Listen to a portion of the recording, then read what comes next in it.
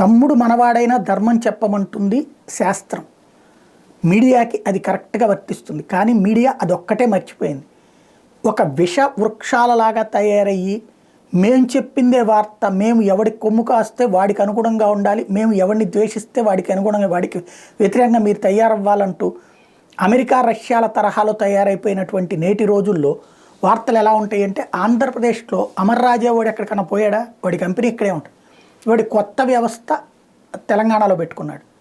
అమర్ రాజా వాడిని తరిమేశారు. కియా వాడు ఇక్కడ ఉంది, తమిళనాడులో వేరేది పెట్టుకుంటాడు, వాడిని తరిమేశారు. అదే ఇన్ఫోసిస్ తోడు అమెరికాలో ఇదే బెంగళూరులోనో లేకపోతే అమెరికాలోనో ఉండి ఇక్కడ కూడా పెట్టాడు కదా విశాఖపట్నంలో అంటే, అదేదో బలవంతంగా తీసుకొచ్చారులే అని చెప్తారు. ఇది ఒక విచిత్రమైన వికృత క్రీడ. అదే సందర్భంలో తెలంగాణలో ఓ పరిశ్రమ వేరే చోట కూడా పెడుతున్నారు. కార్నింగ్, ఇది అక్కడ విషవృక్షం. నమస్తే తెలంగాణ. ఇప్పుడు మన కార్నింగ్ చెన్నైకి అంటూ ఒక వార్త రాసుకొచ్చింది. చేతులు కాలేక ఆకులు పట్టుకున్న చందంగా ఉన్న తెలంగాణలో కాంగ్రెస్ ప్రభుత్వ వైఖరి.